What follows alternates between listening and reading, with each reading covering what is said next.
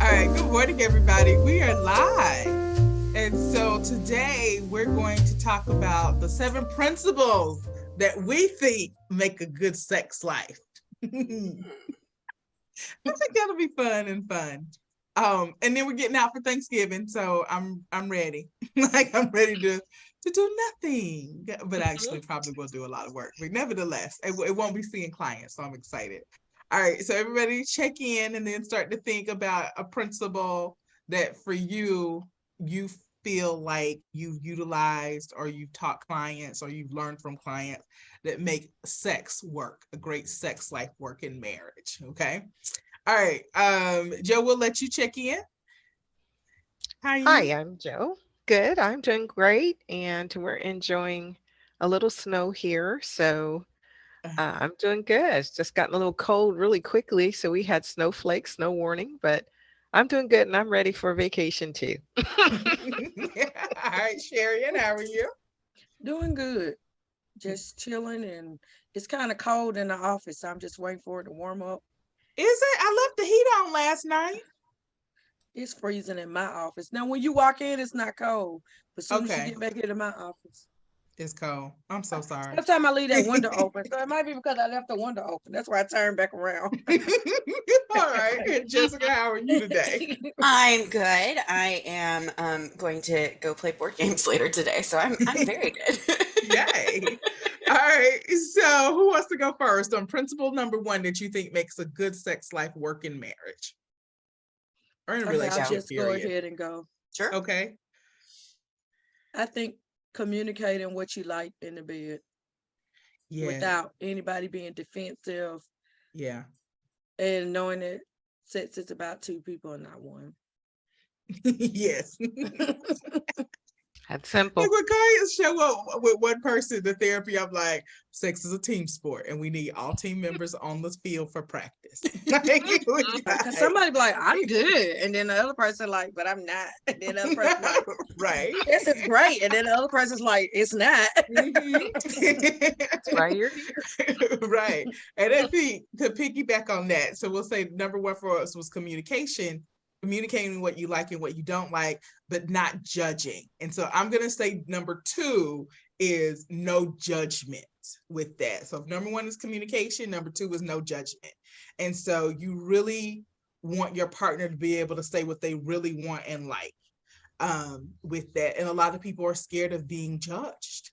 And there are a lot of people who they're scared if they tell their partner what they really want, that they'll lose their partner. And so as opposed to doing that, sometimes they'll pick up another partner that they can do that with because they're ashamed that of their true desire with their partner. All right. Wow. So we said number 1 is communication. Number 2 is no judgment. Jessica, what would you throw number 3 out there to be? Curiosity. Ooh, that was a good one. Yeah, I think a lot of times people get in ruts of like, well, this is how I get my partner off, or this is what they like. And it's like, bodies change, people change, environments change, and like you can't just do the same 3 moves and expect the same outcome for 50 years. Like it's not a good plan. Right. So instead approaching your partner with curiosity of like, you know what? I don't know that I've interacted with the inside of their forearm, or, I haven't kissed or licked here. Like, let me try that. Great. Yeah, I think that's very true. So if that is, wait, Jessica, what was yours? Curiosity. Curiosity. All right. So if number 1 is communication, number 2 is no judgment, number 3 is curiosity. I'm gonna say number 4, education. Ooh, yeah. Educate yourself. And so I was using this example this week with somebody who knows that, like, if you get bored with what you're cooking, because you're cooking the same thing, same 5 meals every week, what would you do with that? Like, you would go get more information. You would start watching a new cooking show or go find a new cooking video on YouTube. That's what I would do. Or buy a new cooking book. But it's like when you've done all you know to do, you get more information. And so I'm going to say principle number 4 is education. So like just go get more information, more education, so you can bring more spice in and get more creativity and everything. Okay, And Jessica, looked like you were going to say something. Yeah, I just want to extend the metaphor a little bit, especially if you were taught to cook by your niece. Like, so like if you have a very basic or completely wrong understanding of how bodies work, you're not even cooking with all of the things you could be cooking with. Like, ooh, that's a good one. Okay. Right. Yeah. So, Yeah. like, if you don't know how anatomy works for both male or female and the parts that are arousing, like, yes, education is important, and understanding that, like, your best friend in high school was not the sex expert that you thought they were. Like, I promise. Promise. All right, Sherry, if you had to add a number 5, what would you add? Understanding your meaning of sex. The sex means Ooh. love. The sex means sacredness. What is your meaning of sex, and how does it define you, and how do you think that it should be explored in your relationship? Ooh, excellent. All right, go deeper. Give me an example of one couple's meaning, like one person versus another person. Okay, some people may say, well, sex is the pinnacle of everything. It's very sacred to me. So if I'm going to share my body with you, then that means that I must think very highly of you, and that means that I deserve a certain set of standards in how you treat me. Some people may just say sex is just what it is. People just have sex, and it's no real meaning attached to it, right? Yeah. You have needs, I have needs, and I'm good as long as you're good. Yeah. Understanding how your family plays into your definition of sex is important too. Yeah. Because is it their definition of sex that could be plaguing your mind and causing sex to be not enjoyable? Right. So it's just, what is sex really to me? Some people need a connection to have sex, right? And some people need to have sex in order to have a connection. So you just have to understand who you are in this dance and this meaning of sex. Really understand you have a clear definition of what it is to you. Wow. That's really good. That's really good. All right. I'm writing clear definition. Okay, Joe, you want to throw one in there? You want to throw in number 6? I say foreplay. Oh, okay. Say more. It starts way before you start the sex, the touching. It starts way before that. And I know some couples that have been married for like years, and it's the husband or the wife, noticing that they're tired and, saying, I'm going to go out to dinner and get you some dinner. Let me give you a massage. What can I do for you? It's serving. It's serving, and just preparing before you get in there. And you're just, I think it just opens up a whole new area for people just to love and be more intimate. And then I believe the sex is better when that starts. That's very true. Very true. Like it's what happens outside of the bedroom can dictate what happens inside of the bedroom, and being cognizant of that. So that was an excellent point. All right, Jessica. All right, number 7. And I feel like we blew through those, so we might come up with some more. Yeah, well, and I mean, Joe gave number 7, so I think we're already on 8. Are we? No, I got that she was number 6. But okay, go ahead. We'll listen to the tape later. And either way. Yeah, there are 2, so I'm trying to decide which one I want to do. No, say both. Let's just keep going. Let's just keep going. Okay.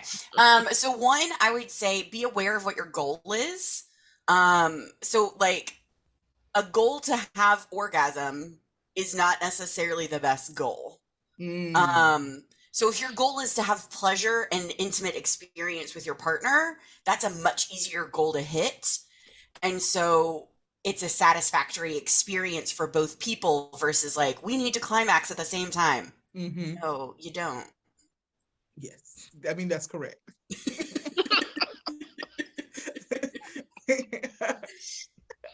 So yeah, be aware of what your goal is, and if your goal is causing you frustration or disappointment, change the Yeah. goal. Yeah, definitely so. Okay, what was going to be your other one? Environment. So I think being aware of environment is really important. And if things are starting to feel stale or repetitive, like, okay, if you always have sex with the door closed, what if the door's open? Yeah. What if we're on the floor instead of the Yeah. bed? What if we're in the couch versus the bed? You know, how are we approaching it? Is your bedroom the landing place for all of your other crap, to where you've got laundry piled up in the corner and you've got the kids' toys in one other corner? Like, that's not going to be a conducive environment for you to feel sexy. And so just being aware of, like, you are the main focus of the picture, but the background is important as well. Yes. So my supervisor, my supervisor was like 80, 90 years old. And so he said at one point and he started doing therapy when therapy was much different. And so he said he was working with this couple, and like he said he just tried everything and he just couldn't, they just could not get, sex going between them.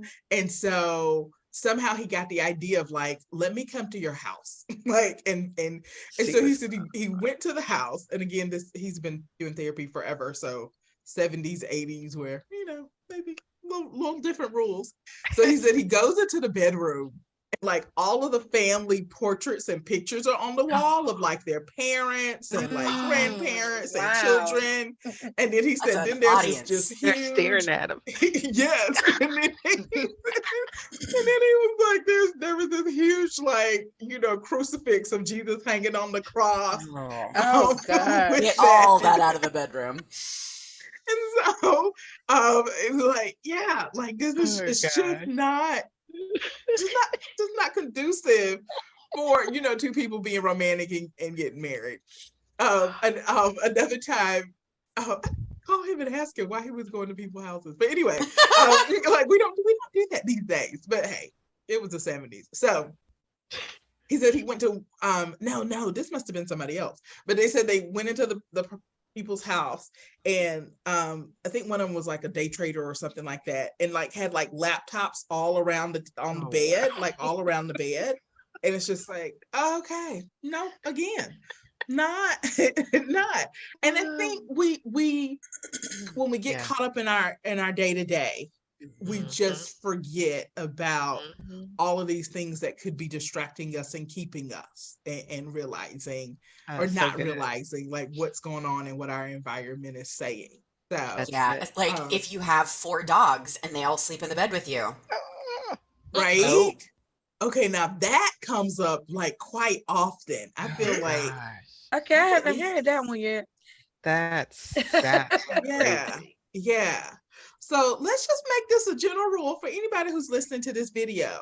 If you are single and are married or want to be in a relationship that's going to involve sex, please right now, train all animals and children and maybe even parents to stay out of your bedroom. And I say parents because a lot of people are dealing with elder care. Yeah. And so, we've been talking about, I've been talking about lately of like kind of family and that older generation not understanding, just like I'm at work. I know you see that I'm at home and I'm dressed very casual, but I'm at work. And so therefore you cannot come and hug me right now. Like with that. So that's been a conversation throughout the week. And I think we need to keep that in mind. We've always talked about keeping children out of the bedroom, but also as like a lot of our clients are dealing with elder care now, learning to keep parents out of the bedroom, learning to say this part of my life is set apart, is sacred. This is my safe place with that. And that may include locks on the doors and with that, which you can buy at Home Depot for like $2. And I know some people will feel like, but no, what if they need me? And they can knock. They can wait. Between flat out knocking on the door, cell phones, old-fashioned walkie-talkies, ring systems, like there's some way where we can have a physical barrier and still be able to connect with people and get to people when we need it. So that was a great one. Oh, I hadn't talked about that story in so long. Yeah, that's With something. that.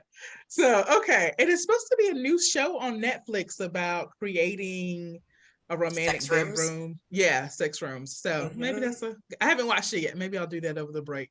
So, okay. Any other tips that you guys can think? Principles Yes. for a great sex life. Okay, I so want to it's piggyback on some. I don't know if it was Jess or I'll get you Sharon or with you, but Sherry, it's and I heard you. I'll get you in just a minute. I'm experiment. sorry, Joe. Oh, Go. go ahead, Sharon. no, No, go no, Joe, ahead, you Joe. go. Oh, experimenting, and that may have been a part of curiosity that was said earlier, Hmm. but experimenting, and I think that's part of getting out of where you normally are and so forth, and just trying something different. Definitely so. Definitely so. Okay. And Sherry, that what was were you like going? 3 or 4 back. Yeah. Yep, under curiosity, Hmm. I think. All right, Sharon. Okay. So, and just discovering one of the best days out of the week to have sex, how much time, energy, Yes. and uh, things you need to put into it, right? Right. So, in my personal life, sometimes we slip a few days into the weekend because we're in our 40s. We like, maybe that wasn't a good idea because now I don't feel like getting up this morning. Now I don't feel like doing anything. So the weekends are our best time because we're usually off work together. We usually don't have to get up in the morning for anything. So just discovering what are the good conditions, Hmm. just which is just something that me and my husband had to discover on our own, and just really start reducing factors like, okay, I think I brought this up in another one. If you want to get busy tonight, then I'm gonna need not to cook. I'm gonna need not to have nobody with no homework, and I'm gonna need to have me a bubble bath by 6. So by Yeah. 7, we can be laying down, talking to each other, because that's Hmm. just my condition, right? I need something to happen, like a good Hmm. conversation or a good laugh. Like Hmm. I just can't go from being a whole mom, worker, into take me now. So just really discovering what works and then going back to how you're free to communicate about it, right? Without Hmm. the fear of judgment or defensiveness, and just knowing how to communicate about it and everybody understand everybody. That is really, really good.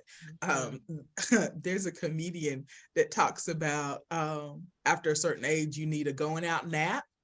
And so, like, and me and my girlfriends, we identify with that. Like, we're all like, that's true. If I'm going to go out and you're going to require me to be awake after 10 p.m., I'm going to have a nap. And so communicating that and understanding that for your sex life as well. If you want me to be actively active in our activities after 9 o'clock at night, what does that require of me to do today during the day? At one point, I think I had a couple of clients, and part of our treatment plan was to stop and get coffee on the way home, so that they had that burst of energy to be able to just be awake enough to engage with their partner. Like that's what it took for Well, them. and I And so I think also adding, like, you don't have to only have sex at nighttime. that would be yes. You can have it in the morning. Like, if that works better for your schedule, like, Yeah. because I've had couples that are like, we'll go out on a date night and we ate a lot of food and we're feeling really full and we're Yeah. tired, and it's like, Yeah. no, that's probably not the best time to go out and have sex. Right. Right. And so day dates is a possibility if you still want it to happen Yeah. like after. Lunch And sex. I know I have a couple of clients. They're like, no, we figured out sex has to happen first. Like, we have sex, then we go out to eat, then we come home and fall asleep. Like, with that, and that's like, it needs to happen on an empty stomach where we still have enough energy to be active, and then everything else can happen. And so that's a really, really good point, Jessica. I think another point is people who take different medications that affect them differently, figuring out where sex needs to fit in with this particular medication, especially if it's a sleep med. So yeah, did somebody else have something else they wanted to say? I'm Yeah, just gonna say, common sense. Oh, we always talk at the go same ahead. time. I think everybody's just excited this morning, but Yeah. I'm just gonna say, me and my husband, we really come up with a whole game plan. Like when we go out, it's like, so do you want to have sex now or do you want to have sex later? Like it's really just like working for us because I had like postpartum and all of that kind of stuff. So sex life sort of was just so hard to get back on track. And then it's just all of these little techniques I learned from just being a therapist. I started implementing them and they're just working. And I would say communication is the best thing that has helped us. And saying, hey, this has nothing to do with your penis. This has nothing to do with my vagina. Let's communicate with this. You're not deficient. I'm not deficient, but this is some things that I need to happen if we're going to get this on track. And I mean, when I say we have a game plan, we be like, now, before we go out or after we come back. Okay, so then that means this is what we're going to eat and this is what we're going to drink. Because, if I get this, I'm going to get sleepy. Like, we really actually have a whole conversation about this and it works out. Yeah, I love that because it's great communication, it's openness, there's no judgment in it, there's understanding, acceptance of who we are, where we are in life right now, and what has to happen with that. Oh, so excited. All right, Joe, you were going to say something? I was going to say basically common sense things. And, you're already talking about it. It's just dive right into where you are then, the common sense thing, just like Sharon said, and that's probably why we started talking at the same time. It's just common sense stuff. And, that's all we're talking about. It's not that deep. It's not. It's not that deep. It's not that okay. deep. Yeah.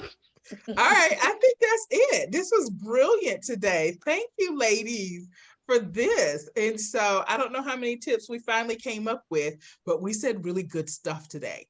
So I got to get this out on social media so people get this information for themselves and know. I think the biggest thing I want people to know that you are normal.